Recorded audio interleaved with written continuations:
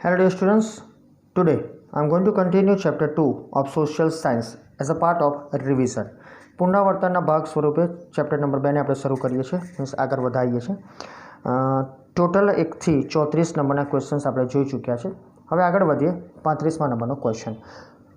કુચીપુડી નૃત્ય શૈલીના જાણીતા નર્તકો કયા કયા છે? છેલ્લે આપણે જોયું તો ભરતનાટ્યમ નૃત્ય શૈલીના જાણીતા નર્તકો. મેં નામ પણ તમને કયા recently the chapter that was there in our classroom 2 we completed this one. So એના નામ છે ગુરુ પ્રહલાદ શર્મા, રાજા રેડ્ડી, યામિની રેડ્ડી, શોભા નાયડુ. ટોટલ જે નામ છે યાદ રાખશો, ગણમાં 5 છે, ગણમાં 4 છે, તો પર્ટિક્યુલરલી કઈ રીતે યાદ રાખવા, રાઈટ, એની માહિતી તમારા સુધી પહોંચી જ ગઈ છે. ઓકે, અને યાદ રાખવા માટે જે ટોટલ જેટલા નૃત્યો છે એમાં કયા લોકો છે. ઓકે, અને આમાં કશું રિપીટ નથી, એટલે થોડુંક યાદ રાખવું અઘરું છે, પણ ટ્રીકથી યાદ રાખી શકાય છે. તો આ બધા જાણીતા નર્તકો છે એ આ શૈલીના પ્રાચીન વારસાને ઉજાગર કરેલ છે. ત્યાર પછી છે કથક નૃત્ય શૈલીના જાણીતા નર્તકોના નામ. આ તો બહુ જ વેલ નોન છે આમ તો જોવા જઈએ તો. પંડિત શ્રી બિરજુ મહારાજ, સિતારા દેવી અને કુમુદિની લાખિયા, આ ત્રણ નર્તકો કથક નૃત્ય શૈલીના જાણીતા નર્તકો છે. તો જો આપણે શરૂઆત કરેલી કે ભરતનાટ્યમ, તો એમાં કુલ 4 હતા, રાઈટ, 3 સ્ત્રી અને ગોપીકૃષ્ણ. કુચીપુડી આજે જોયું, એમાં જોયું 2 સ્ત્રી 2 પુરુષ. આ રીતે પણ તમે યાદ રાખી શકો છો. અને જે નર્તકો કથકના છે એમાં 1 પુરુષ અને 2 સ્ત્રી. એટલે નામ યાદ રાખવા એટલા અઘરા નથી, પણ થોડીક ટીકવા પડશે. અને છેલ્લે છે મણિપુરી નૃત્ય. એના કયા કયા નર્તકો છે અને જાણીતા છે? તો મણિપુરી નૃત્ય શૈલી માટે જાણીતા નર્તકો પૈકી ગુરુ આમોલી સિંહ, આતો મોબી સિંહ, રાઈટ. આ નામ થોડાક ઓર છે પણ તમે યાદ રહી શકો છો, રાઈટ. આમોલી સિંહ અને આતો મોબી સિંહ. ગુરુ બિપિન સિન્હા, નૈના ઝવેરી અને નિર્મલ મહેતા, રાઈટ. આ બંને નૈના ઝવેરી, નિર્મલ મહેતા પણ બહુ આગળ પડતા નામ છે એ મણિપુરી નૃત્ય સાથે. આગળ વધીએ છીએ. મણિપુરી નૃત્ય શૈલીના નર્તકો પછી છે સંસ્કૃત સાહિત્યમાં મહાકવિ ભાસના નાટકો કયા કયા છે? આપણે આગળ વધીએ છીએ નાટ્યકલા તરફ ઉપર. તો મહાકવિ ભાસ આધારિત રચાયેલ નાટકો પૈકી મહાભારત આધારિત કર્ણભાર, ઉરુભંગ અને દૂત વાક્યમ જેવા નાટકોનો સમાવેશ થાય છે. આની ચર્ચા આપણે MCQમાં પણ કરી ચૂક્યા હતા, કદાચ તમને યાદ હશે જ. તો આ નામ યાદ રાખજો, કર્ણભાર, ઉરુભંગ અને દૂત વાક્યમ. જોડકામાં પણ યાદ રાખી શકાય, ખાલી જગ્યામાં પણ આવી શકે છે. ત્યાર પછી છે 39મા નંબરનો ક્વેશ્ચન. સંસ્કૃત સાહિત્ય ક્ષેત્રે મહાકવિ કાલિદાસના નાટકોનો પરિચય આપો. સો મહાકવિ કાલિદાસના નાટકોમાં અભિજ્ઞાન શાકુંતલમ બહુ વેલ નોન, વિક્રમો વર્ષિયમ અને માલવિકાગ્નિ મિત્રમ જાણીતા છે. આ પણ નામની આપણે ચર્ચા MCQમાં કરી ચૂક્યા છે, એટલે જોડકામાં પણ કરી ચૂક્યા છે. તો અભિજ્ઞાન શાકુંતલમ, વિક્રમો વર્ષિયમ અને માલવિકાગ્નિ મિત્રમ જાણીતા છે. ત્યાર પછી છે ગુજરાતી નાટ્યકલામાં નોંધપાત્ર ફાળો કોનો ગણાય છે? આ ખાસ પ્રશ્ન યાદ રાખજો, કારણ કે આપણે ગુજરાતમાં રહીએ છીએ અને પેપર જે છે એની અંદર ગુજરાતને લગતી થોડી ઘણી માહિતી તો આવે છે. તો નાટ્યકલામાં કોણ છે? તો અમૃત નાયક, બાપુલાલ નાયક, પ્રાણસુખ નાયક, જસવંત ઠાકર, ઉપેન્દ્ર ત્રિવેદી, પ્રવીણ જોશી, રાઈટ. ઘણા બધા નાટકોના નામ નાટક કલા સાથે સંકળાયેલા લોકો છે, તમે નામ સાંભળેલા પણ હશે ગુજરાતી ફિલ્મોમાં અને સિરિયલમાં. દીના પાઠક, સરિતા જોશી, બહુ વેલ નોન નામ, અને દીપક ઘીવાલાનો ફાળો નોંધપાત્ર છે. આની પણ ચર્ચા આપણે કરી હતી આપણા લેક્ચર્સની અંદર. સો નાટ્યકલાઓમાં નોંધપાત્ર ફાળો આ લોકોનો છે, રાઈટ. 2 માર્કમાં પૂછી શકાય એ પ્રશ્ન છે, યાદ રાખશો. આગળનો પ્રશ્ન છે ભવઈ એ શું છે? ભવઈ એ ગુજરાતની આશરે 700 વર્ષ જૂની વિશિષ્ટ પ્રકારની નાટ્યકલા છે. હવે યાદ રાખજો, આ એક નાટ્યકલા છે. એ નાટ્યકલાને ઘણા વર્ષો પહેલાં શરૂઆત થયેલી. અને આમ જોવા જઈએ તો આપણી બુકની અંદર અહીંયા જે નામ આપ્યું છે અસૈટ ઠાકર, એની ઇન્ફોર્મેશન આ ચેપ્ટરની અંદર આપણને આપવામાં આવેલી નથી. પણ નામ યાદ એટલા માટે રાખવાનું છે કે ભાવપ્રધાન નાટકો છે અને મોસ્ટલી ગુજરાતમાં પણ અને બહારમાં પણ એ ચાલે જ છે.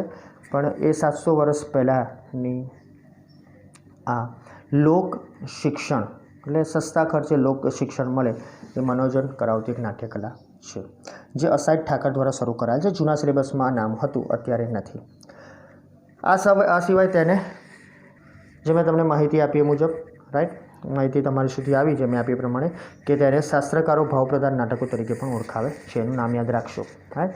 જે અલગ અલગ શાસ્ત્રકારો છે એ ભાવપ્રધાન નાટકો તરીકે પણ ઓળખાવે છે અને તમને કંઈક ભાવ રજૂ કરે છે. અને પડદા વિનાના ભજવાતા નાટકોની અંદર સમાવેશ થાય છે. ત્યાર પછી જે ભવાઈના વિષયવસ્તુમાં કઈ બાબતનો સમાવેશ થાય છે? તો ભવાઈનું જે પણ વિષયવસ્તુ છે એમાં સામાજિક કુરિવાજોના પ્રતિકારનો પણ સમાવેશ થાય છે. પહેલાંના સમયમાં ઘણા કુરિવાજો હતા, તો એ કુરિવાજો ને ડામવા માટે, જે સામાજિક કુરિવાજો કહેવાય, એને પ્રતિકાર કરવા માટે પણ આનો ઉપયોગ થતો હતો. ઓકે, યાદ રાખજો. આની અંદર બીજો એક પ્રશ્ન આવી શકે એમ છે. સંગીત પ્રધાન નાટકોમાં વેશનો બહુ મોટો ફાળો છે. રામદેવનો વેશ, ઝંડા ઝૂલણનો વેશ અને કજોડાનો વેશ. આ વેશ અલગ અલગ છે અને ભવાઈની વિશેષતા રહી ચૂકી છે, એટલે યાદ રાખશો. જે પ્રશ્ન આમાં નથી. અચ્છા, આગળ વધીએ. ગુજરાતના લોકનૃત્યોની વિશેષતા કઈ છે? ગુજરાતના લોકનૃત્યોની માહિતી પણ આપણે ડિસ્કસ કરી ચૂક્યા છે, જેમાં ગુજરાતની ઉત્સવ પ્રિય પ્રજાની વિવિધ કોમો અને જાતિઓમાં રૂઢિઓ, રીત રિવાજો, પરંપરાઓ, તહેવારો, લગ્ન પ્રસંગો, મેળાઓ વગેરે પ્રસંગો જે નૃત્ય જોવા મળે છે તેને લોકનૃત્યો કહેવાય. તો કદાચ 2 માર્કનો પ્રશ્ન આવે કે લોકનૃત્ય શું છે? તો જે આપણી પ્રજા ઉત્સવ પ્રિય રહી જ છે, રાઈટ. અને જનરલી આપણે દરેક ઉત્સવમાં એવા કોઈ નૃત્યો નથી કરતા, પણ હા, ઘણા આદિવાસી નૃત્યો જે છે, અમુક નૃત્યો એવા પણ છે કે જે ઘણા સમય દરમિયાન થતા હોય. તો વિવિધ કોમો અને જાતિઓ કરે છે પોતાની પરંપરા, તહેવારો, લગ્ન પ્રસંગો, તો એને આપણે લોકનૃત્યો કહે છે. અને આવા લોકનૃત્યોમાં આદિવાસી લોકનૃત્યો, ગરબા, રાસ તથા અન્ય કેટલાક લોકનૃત્યોને ગણાવી શકાય, રાઈટ. એના નામ છે આપણે પડાર જાતિના લોકનૃત્ય છે. પણ યાદ રાખજો, નૃત્ય કલાની અંદર ગુજરાતનું એકય લોકનૃત્ય નથી. એની અંદર તો ભરતનાટ્યમ, કુચીપુડી, કથકલી, કથક અને મણિપુરી છે, એટલે એની અંદર આનો સમાવેશ ન કરતા. આગળ વધીએ છીએ. સામાન્ય રીતે ગરબા કેવી રીતે ગવાતા હોય છે? કોમન છે, દરેક ગુજરાતીને ખબર જ હોય છે. પ્રશ્નના ભાગ સ્વરૂપે કે સામાન્ય રીતે ચોક કે મેદાનની વચ્ચે માતાજીની માંડવી હોય અને તેના ફરતે વર્તુળાકારે મોટાભાગે તાળીઓના તાલે અને ઢોલના ધબકારે ગરબા ગવાય છે. તમે જાણો છો એ પ્રમાણે ગરબા ગવડાવનાર અને ઝીલનારા ઢોલના તાલે ગીત, સ્વર અને તાલ મેળવીને 1 તાળી, 2 તાળી અને 3 તાળી અને ચપટી સાથે હાથના હિલોળે ગરબા ગાય છે. તો એક સામાન્ય માહિતી છે. એક ગુજરાતી તરીકે હું અને તમે બધા જાણીએ છીએ કે ગરબા કઈ રીતે રમાય છે, પણ જે તમે રજૂઆત કરો, શબ્દોની રજૂઆત, એ સિમ્પલી આપણા જે ગરબાની માહિતી છે એ મુજબ જ થવી જોઈએ. તો તમને યાદ છે અને ખ્યાલ પણ છે કે ગુજરાત રાજ્યમાં નવરાત્રિ, આસો સુદ પડવો એટલે કે એકમથી આસો સુદ 9 સુધી રમાય છે. અને ઘણીવાર દશેરાના દિવસે અને ઘણીવાર શરદ પૂનમે પણ થાય છે. એ ગરબા રમાય છે. અને આદ્યશક્તિ મા જગદંબાની પૂજા આરાધના આપણે કરીએ છીએ અને ગુજરાતીઓ એ ગરબા ગાય છે માતાજીના ગરબા. આ તમને ખબર છે. તાલ, ઢોલથી પણ એ પહેલાંના સમયમાં હતું. અત્યારે તો બધું બદલાઈ ગયું છે, ઘણું બધું નવું આવી ગયું છે. આગળ છેલ્લા 2 ક્વેશ્ચન્સ. ગરબા અને ગરબીનો સંબંધ કોની સાથે જોવા મળે છે? મોસ્ટલી ગરબા અને ગરબીનો સંબંધ મહદઅંશે શ્રી કૃષ્ણ ભક્તિ સાથેનો છે. પણ એઝ પર માય નોલેજ હું તમને કહેવા માંગીશ કે ગરબા જે છે એ મોસ્ટલી માતાજીની આરાધના માટે હોય છે, રાઈટ. એને માંડવીની વચ્ચે આપણે વચ્ચે મૂકી જગદંબાની પૂજા કરીએ છીએ. જ્યારે ગરબી છે એ મહદઅંશે શ્રી કૃષ્ણ ભક્તિ છે, રાઈટ. પણ આપણે બંનેને લઈ શકીએ છીએ, કારણ કે ચોપડીમાં આપેલું છે ગુજરાતમાં ગરબા અને ગરબી બંનેનો શ્રી કૃષ્ણ ભક્તિ સાથેનો સંબંધ છે જ, રાઈટ. અને તમે જાણો છો કે શ્રી કૃષ્ણ ભક્તિની અંદર કઈ રીતે આનું મહત્ત્વ છે. રાસનું પણ એટલું જ મહત્ત્વ છે.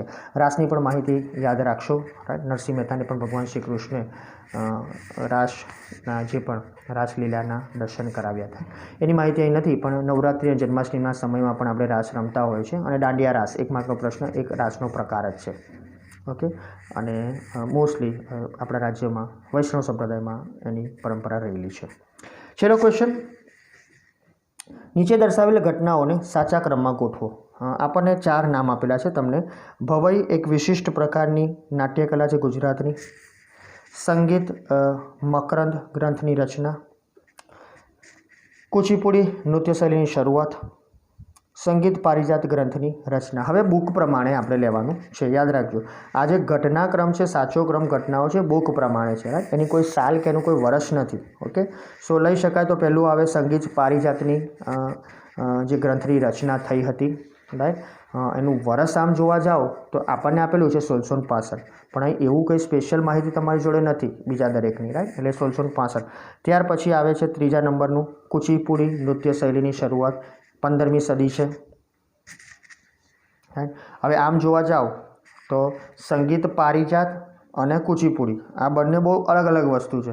તમને જે સમયગાળો આપ્યો છે બુકની અંદર, રાઈટ, એમાં લખ્યું છે 1665 અને કુચીપુડી નૃત્યની શરૂઆત થયેલી 15મી સદીમાં, રાઈટ. એટલે આમ જોવા જઈએ તો ઘટનાઓનો સાચો ક્રમ ચોપડી પ્રમાણે અલગ છે, રાઈટ, પણ અહીં પણ અલગ વસ્તુ છે. એટલે તમારે ધ્યાન રાખવાનું છે શરૂઆત કુચીપુડી રીતે 15મી સદી છે એટલે, રાઈટ.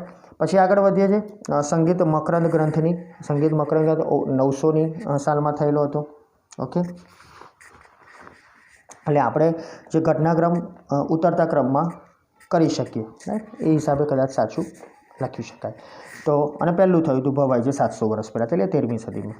એટલે આમ જોવા જાઓ તો 4, 3, 2, 1 એટલે જે ઉપરથી નીચે લઈએ તો પહેલું જે કહેવાય 1665માં, પછી 15મી, એ રીતે આ આવી શકે છે, રાઈટ. પછી છે મકરંદ 900 અને આ જે છે 700 વર્ષ પહેલાં. એટલે આ 900 ઈસવીસન 900માં છે અને આ 700 વર્ષ, એટલે લગભગ ઘણા વર્ષો થાય.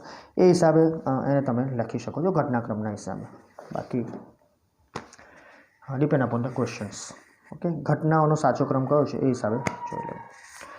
આજે આટલું રાખીએ છીએ. અહીં આપણે ચેપ્ટર 2ના પ્રશ્નો જે કુલ 46 પ્રશ્નો જોયા, પહેલા ચેપ્ટરના 52 પ્રશ્નો જોયા હતા. હવેનો જે ચેપ્ટર આવશે આપણું ચોથું ચેપ્ટર છે અને ચોથા ચેપ્ટર વિશે તમે જાણો છો, રાઈટ, કે ચોથા ચેપ્ટરની અંદર મોસ્ટલી નાના નાના ક્વેશ્ચન્સ, નામના ક્વેશ્ચન્સ બહુ જ નીકળે છે. એની પણ આપણે ચર્ચા નેક્સ્ટ સેશનથી સ્ટાર્ટ કરીશું. Thank you.